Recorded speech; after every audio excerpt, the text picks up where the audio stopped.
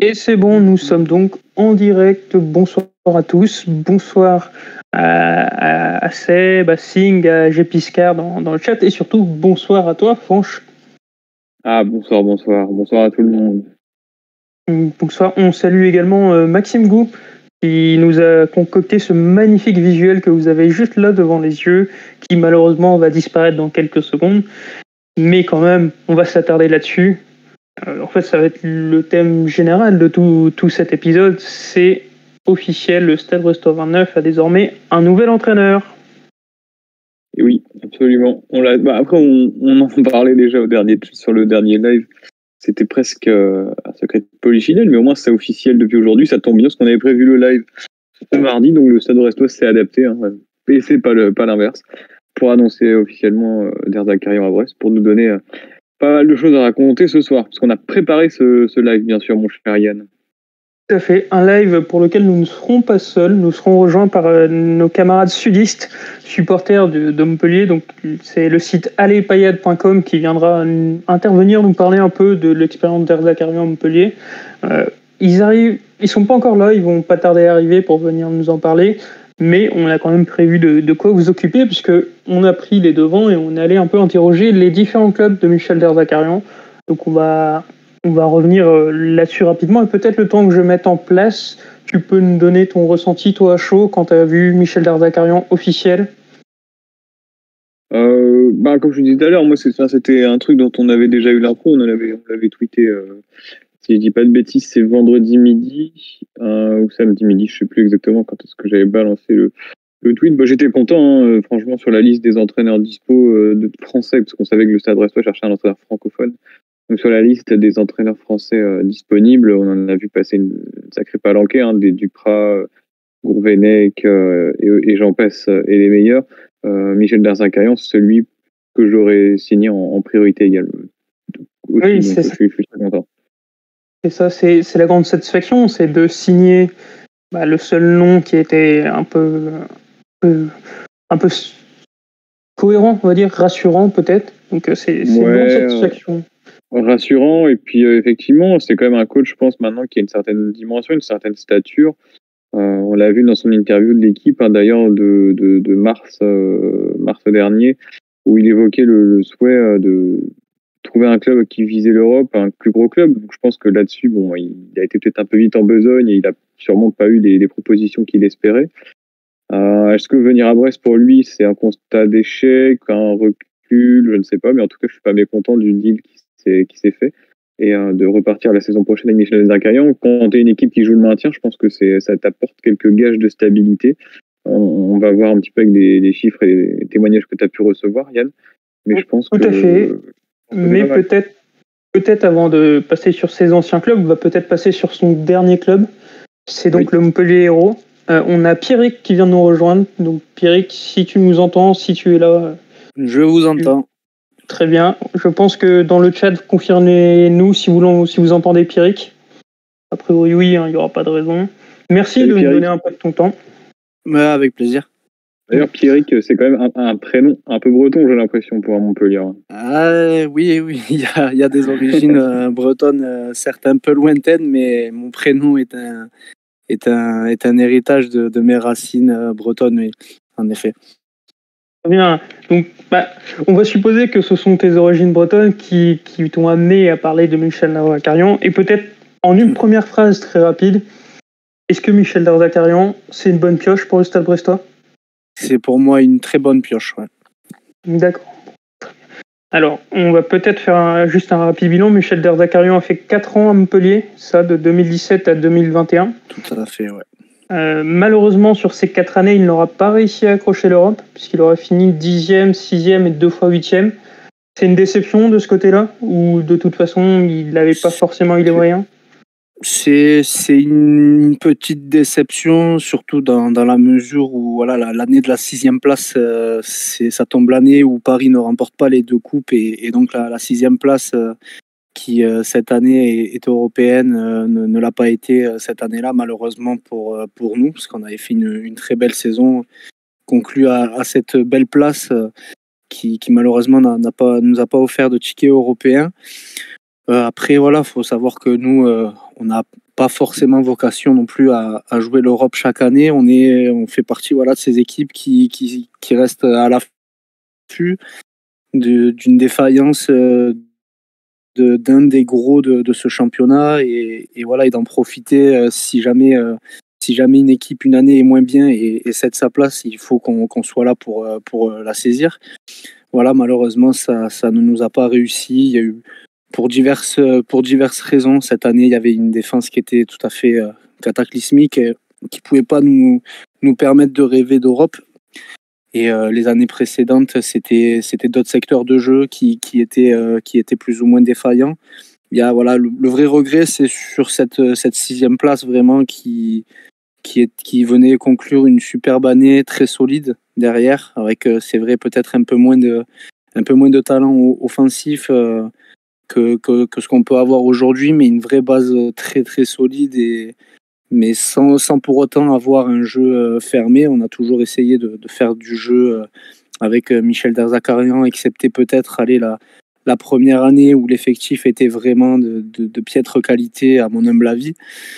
C'est un coach qui, contrairement aux étiquettes qu'on peut coller dans ce championnat, cherche quand même à jouer quand il en a les capacités, en tout cas. Et voilà, il a supervisé les différents mercatos qu'il a eu à faire sous son mandat à Montpellier. Et on voit qu'aujourd'hui, il laisse une équipe ultra offensive qui est au final l'équipe la plus spectaculaire de Ligue 1 en termes de buts dans ces matchs où Montpellier est impliqué. Donc voilà, tout ça pour dire aux supporters brestois qui ne s'inquiètent pas, même si on sait que Olivier Dalloglio est un entraîneur qui est réputé pour avoir un jeu très offensif. Michel Derzakarian, lui, a l'étiquette opposée, mais c'est pas tellement justifié. D'accord. Moi, j'ai une question concernant un petit peu le dispositif tactique de Michel Derzakarian. Est-ce que c'est un entraîneur qui est figé, on l'a vu évoluer notamment en 3-5-2 par le passé, ou est-ce que il est plutôt pragmatique et s'adapte à l'effectif qu'il a? Est-ce que vous avez vu, vous, une progression depuis en 4 ans comme ça? À quoi est-ce qu'on peut s'attendre en fait à ce niveau-là? C'est un entraîneur qui, je pense, sait vraiment s'adapter aux joueurs qu'il a à sa disposition et qui va faire, qui va utiliser le schéma de jeu qui puisse utiliser. Il a répété à plusieurs reprises que son schéma préférentiel à lui, c'est le 4-4-2, mais au final, à Montpellier, il a que très rarement utilisé ce schéma-là. On a beaucoup évolué, en effet, à 3 derrière ou à 5 selon les points de vue de certains. Mais c'est aussi parce que de base, il avait mis en premier lieu ce système parce qu'on avait des latéraux très forts. Donc à l'époque, c'était Jérôme Roussillon côté gauche et Ruben Aguilar côté droit. Et c'est vrai que du coup, comme c'était un peu nos meilleurs atouts, il fallait les mettre dans les meilleures dispositions et c'était via ce schéma-là. Ensuite, voilà, cette année, on est revenu à quelque chose de plus classique, même si ça nous arrivait aussi de reprendre ce schéma à 5 derrière. Je pense qu'il est assez pragmatique. Après, c'est vrai qu'il a ses certitudes et que parfois on se demande quand est-ce qu'il va finir par changer. Quand on a eu un très grand trou d'air cette année. En fin décembre, début janvier, on se demandait quand est-ce que ça allait bouger parce qu'il fallait tenter quelque chose et ça a un petit peu tardé à venir. Je pense qu'il est assez sûr de lui et que parfois il peut mettre un peu de temps pour changer son fusil d'épaule, mais au final c'est pas quelqu'un qui, je pense, mourrait avec ses idées et qui, je pense que voilà, au bout d'un moment, quand il voit que ça marche pas, il est capable entre guillemets, de reconnaître son erreur et de changer du tout au tout. Donc voilà, moi j'ai pas d'inquiétude particulière pour Brest concernant le schéma. En tout cas, voilà, il fera l'état des lieux, je pense, de l'effectif. Et voilà, la première qualité, je pense qu'on peut reconnaître à Michel Derzakarian, c'est de savoir tirer le meilleur de ses joueurs, même quand le niveau moyen de l'équipe n'est pas sensationnel. D'accord. J'ai une petite question, Yann, à moins que tu en aies une avant. Mais on a eu deux coachs précédemment qui étaient très différents, enfin qui se rejoignaient un petit peu sur le fait de vouloir faire du jeu, mais qui humainement étaient vraiment très différents. Je pense d'abord à Jean-Marc Furlan, qui était très proche de ses joueurs et de son vestiaire. Il a réussi à créer vraiment une équipe et donner une âme à cette équipe. Il a été remplacé par Olivier Dalloglio, et qui ça a été beaucoup, beaucoup plus compliqué à ce niveau-là, qui était très, très éloigné de ses joueurs et qui n'a pas réussi finalement à tenir son vestiaire. Quel rapport entretient Michel Derzakarian avec son équipe? On a vu lors du dernier match à Nantes qu'il a vraiment été célébré par ses joueurs en fin de match. Il semblait très apprécié. C'est l'image que j'en ai de l'extérieur. Je ne sais pas si tu peux nous le confirmer ou non. C'est un entraîneur, de ce que je peux savoir, qui s'appuie pas mal sur les cadres du vestiaire. Il a donné notamment beaucoup d'importance à Andy Delors, qui a pris toutes ses responsabilités avec grand plaisir et avec une efficacité redoutable. Donc voilà, c'est, je pense, un entraîneur qui, sans être très proche de ses joueurs, n'est pas distant non plus. Après, c'est vrai qu'il peut dégager une image assez froide de par son rapport aux médias. Mais il se dit régulièrement que c'est un homme tout autre en dehors des caméras. Parce que vous verrez, les conférences de presse ce sera pas des parties de plaisir à suivre, parce qu'il dévoile très très peu de choses, et c'est pas un exercice dans lequel il est très à l'aise, il le reconnaît lui-même. Mais à côté de ça, je pense que voilà, c'est quelqu'un qui a jamais eu de problème de vestiaire. En tout cas, c'est jamais sorti jusqu'à nos oreilles, quoi. Merci. C'est intéressant. On a eu d'autres questions dans le chat, et il y en a une qui se rejoint plus ou moins à la comparaison avec l'ancien entraîneur. C'est en termes de charge de travail. Olivier Dalloglio a pas mal été critiqué ces derniers mois parce que la charge de travail et l'entraînement, c'était pas forcément adapté, c'était très léger. Est-ce que c'est des critiques qui sont revenues aussi du côté de Michel Derzakarian, ou à l'inverse, c'est quelqu'un qui est reconnu comme un bourreau de travail qui demande énormément de ses joueurs? Oui, c'est plutôt dans ce sens-là. C'est vraiment quelqu'un qui demande beaucoup à l'entraînement. C'est d'ailleurs souvent sur cette caractéristique-là qu'il a loué un joueur comme Vittorino Hilton, qu'il a très souvent défendu, et en mettant souvent en avant son travail à l'entraînement. C'est aussi un argument qu'il a sorti quand on lui a reproché peut-être un manque de turnover, en disant qu'il fallait aussi montrer à l'entraînement un peu plus que ce qu'il voyait. Et c'est aussi un de ces arguments qu'il assène à chaque fois qu'on lui parle des jeunes.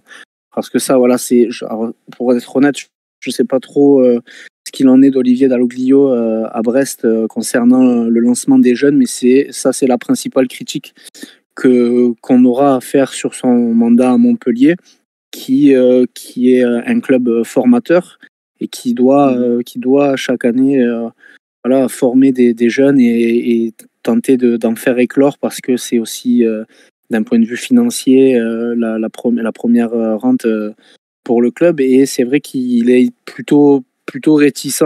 Alors on a l'impression qu'il a un peu de mal avec la nouvelle génération. C'est très compliqué pour lui. On a l'impression qu'il demande beaucoup. Alors après, on n'est pas aux entraînements pour voir si effectivement les jeunes sont plutôt réticents à aller bosser. Mais voilà, l'un des grands regrets de Laurent Nicolin, de son aveu lui-même, c'est la gestion du cas Iconé.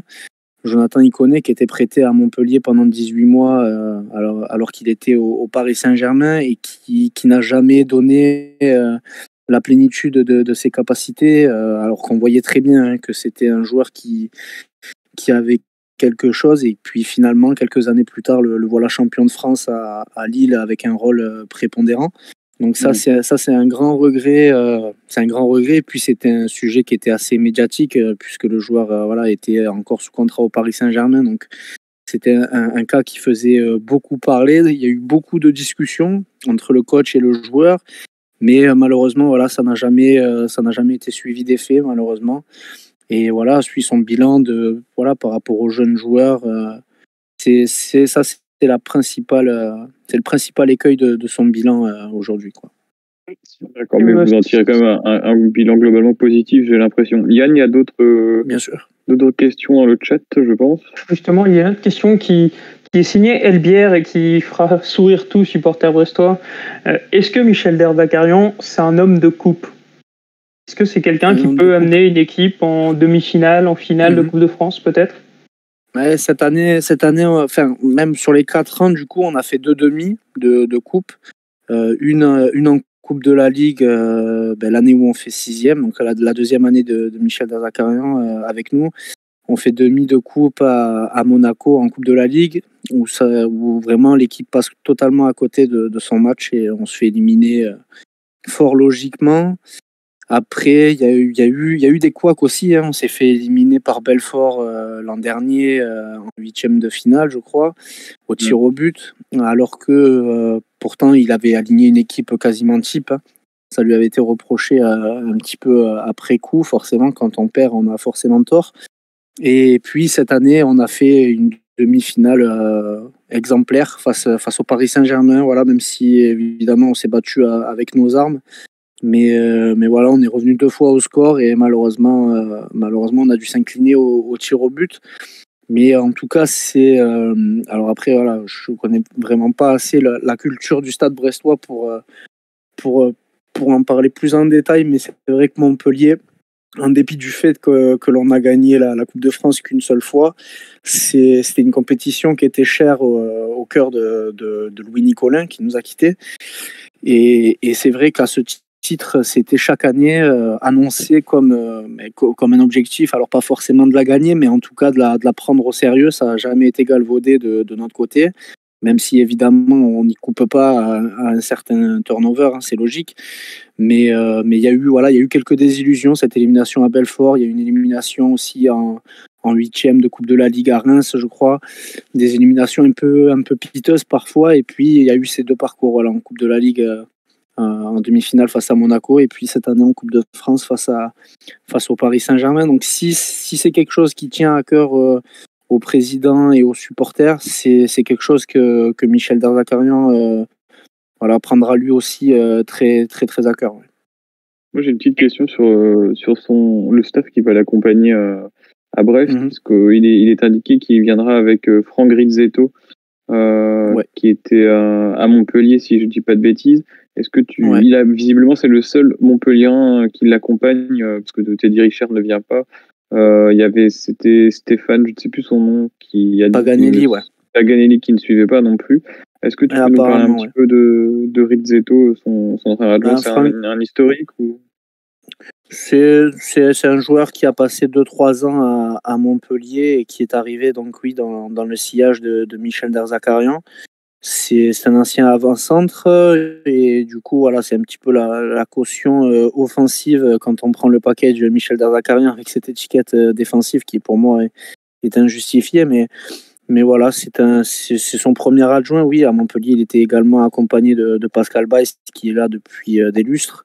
Et Teddy Richard, lui a arrêté. Là, il prend quelques mois de réflexion pour raisons personnelles, on n'en sait pas plus. Et c'est vrai que Stéphane Paganelli, on s'attendait effectivement à le voir suivre Michel Derzakarian. Donc on a été un petit peu surpris en effet de voir qu'il ne serait pas de la partie du côté de Brest. Ouais. Mais sinon, oui, Franck Rizzetto, c'est un adjoint, voilà, qui a une petite histoire avec Montpellier. C'est pas un historique, et puis c'est une époque que j'ai pas forcément connue. Mais oui, c'est vrai que comme souvent, c'est un joueur qui a porté nos couleurs et qui a fait un très bon travail avec Michel pendant 4 ans. Justement, tu parles depuis le début de très bon travail, de très bonne entente avec Laurent Nicolin. Et justement, c'est une question qui vient dans le chat, c'est Ziekmoun qui la pose. Mais du coup, au final, pourquoi Michel Derzakarian n'a pas continué avec Montpellier? Il n'y a pas eu... Qui a voulu mettre fin à l'histoire? Visiblement, d'après les échos, ça a été avoué à demi-mot par le coach. Hein. C'est le président qui a préféré tourner une page, tourner la page de cette histoire avec Michel Derzakarian pour entamer un nouveau cycle. Voilà, 4 ans, c'est beaucoup pour un entraîneur. Après, c'est quelqu'un qui restera très, très cher aux yeux des supporters parce que c'est un homme qui est venu au moment où le club était dans un état pas très glorieux, qui venait de se battre pour son maintien, qui venait de perdre son président fondateur emblématique. Et il a répondu favorablement à l'appel de Laurent Nicolin, et pour ça, il restera à jamais un entraîneur ayant marqué l'histoire du club, même si malheureusement, il n'y a pas eu de trophée ni d'épopée européenne, malheureusement. Après, voilà, est-ce qu'il avait tous les outils pour aller chercher un peu mieux?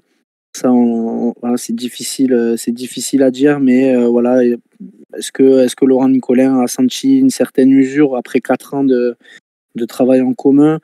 Peut-être. Après, voilà, c'est vrai que Laurent Nicolin le répète aussi, il aimerait aller au fin fond de l'Europe, jouer la Coupe d'Europe, même la conférence. Et c'est vrai que malheureusement, même si c'est pas un objectif avoué en début de saison, Montpellier vise toujours la première moitié de classement et plus si affinité. Ça reste un objectif officieux qui malheureusement 3 ans de suite n'a pas été atteint. Donc voilà, on se sépare en très bons termes, en se disant que son bilan est très honorable et qu'au final il a atteint les objectifs officiels qui étaient fixés, de finir dans les 10 premiers, et qu'on n'a jamais sué pour notre maintien. On s'est offert quelques frissons sur des matchs de coupe, mais voilà, la démarche de Laurent Nicolin maintenant, c'est d'aller chercher un peu plus haut. Et visiblement, il a conclu que ça serait plus compliqué avec Michel Derzakarian. Voilà, c'est un avis que partagent beaucoup de supporters, avec pourtant, voilà, ça peut paraître un petit peu paradoxal, mais avec beaucoup d'affection pour ce coach. Est-ce que voilà, Montpellier, en finissant de 6-8e chaque année, est-ce que c'est pas son plafond de verre? Peut-être, et c'est un plafond que Laurent Nicolin, lui, souhaite briser. Donc, il a pris cette décision. Il a surtout pris Dalloglio. Voilà. Donc, ouais, voilà, c'est ça, pour prendre Dalloglio derrière. Donc, effectivement, on est un petit peu pantois, même s'il a fait du bon travail à Dijon et même à Brest, même si ça s'est gâté sur la fin. Ouais. Mais non, je chante volontairement. Oui. Ouais, j'imagine. Mais du coup, oui, bien sûr, nous, c'est un choix qui nous a surpris, de prendre Dalloglio, qui était encore sous contrat, donc pour lequel il a fallu verser une indemnité de transfert, et que quelques semaines après, on nous dit que c'est compliqué de signer des joueurs d'un point de vue financier, et qu'on se dit qu'on a payé entre 250 et 500 000 euros un entraîneur. Forcément, ça fait un petit peu tiquer, surtout que voilà, c'est un entraîneur qui, au final, lui-même n'a pas joué l'Europe encore.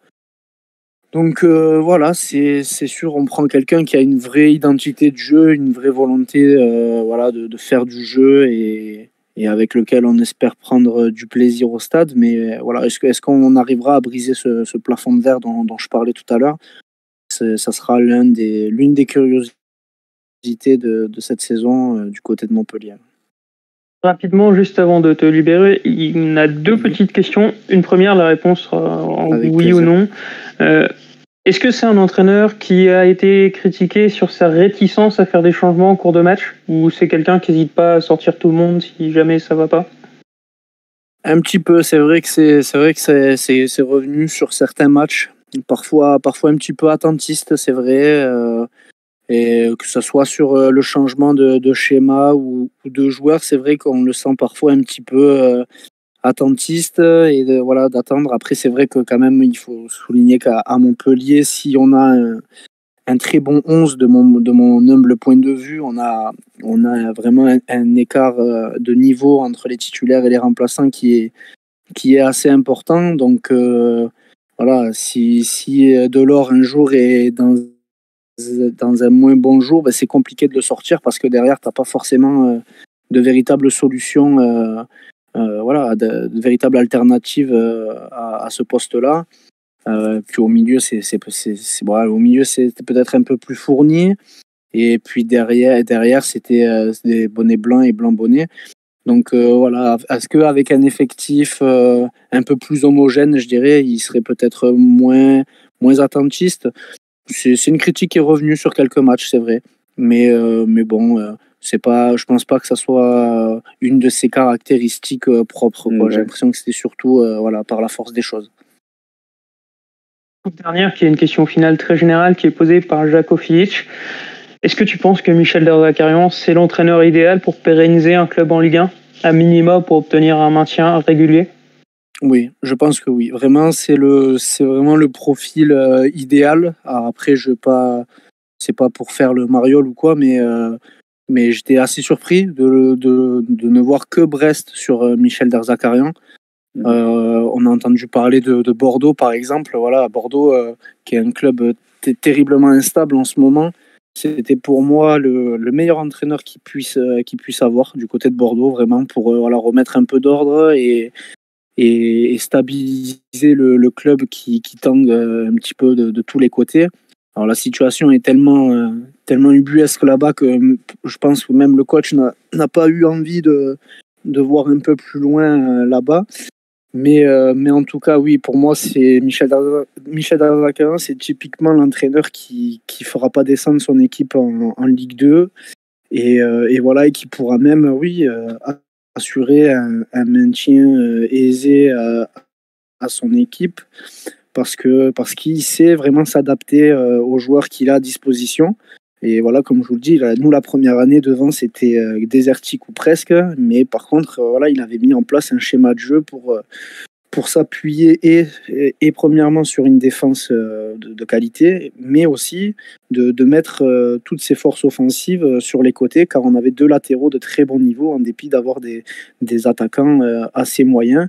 Et puis là, au final, il y a eu tous ces recrutements qu'il a fait de très bonne facture. Et au final, aujourd'hui, il mettait l'accent sur ces joueurs que sont Andy Delors, Gaëtan Laborde, Florent Mollet, TJ Savanier, tous ces joueurs-là qui... les joueurs majeurs cette année, ce sont des attaquants. Alors, quand il est arrivé, les joueurs majeurs, c'était Hilton, Aguilar, Roussillon. Ce sont des défenseurs. Et au final, on voit que son équipe s'appuie toujours sur les meilleurs éléments qu'il a à sa disposition. Donc c'est vraiment dans une optique de sécurité. C'est pour moi le coach parfait pour le Stade Brestois. Pour moi, c'est une très belle pioche qu'a fait le club breton. Ouais. Bah écoute, merci beaucoup pour tes réponses. Rassurant. Avec plaisir. On tenait également à te remercier donc pour ton passage dans le live, mais aussi pour cette magnifique victoire. Peut-être l'un des matchs qui nous a fait le plus vibrer, Yann, cette année, c'est le Nord de Montpellier.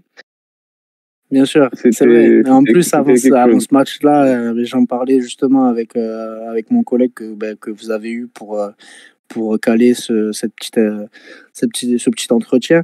On en parlait avant le match. J'étais persuadé qu'on allait balancer le match et que Brest était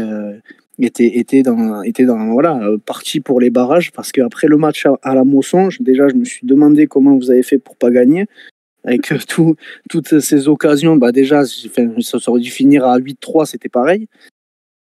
Et je me suis dit, mais putain, en plus ils prennent Paris à la dernière journée, ça va être extrêmement compliqué. Et au final, ils ont fait un super match pour la dernière du coach. Vraiment, je pensais pas qu'ils étaient tant attachés que ça au coach. Ils lui ont offert une superbe sortie devant le président Kita. C'était magnifique. Et en plus de ça, ça vous a permis de vous sauver et d'envoyer Kita un petit peu suer dans ces barrages, même s'ils en sont sortis. Et puis avec tout ce qui s'en est suivi, avec le crocodile d'Andy Delors sur les bannières du club, de Michel Arseneur et tout ça. C'était un super clin d'œil à Nîmes qui eux sont descendus et qu'on espère ne pas revoir monter de sitôt. Encore un avis partagé, c'est beau. En tout cas, le son, c'est qu'on reviendra à la Paillade cette année. Michel Derzakarian reverra la Paillade et ce sera avec plaisir. Donc on te remercie, on va te libérer, on va pas te tenir beaucoup plus longtemps. Merci beaucoup. C'était avec plaisir. Merci. Merci. Allez, bonne soirée à tous et bonne saison au Stade Brestois.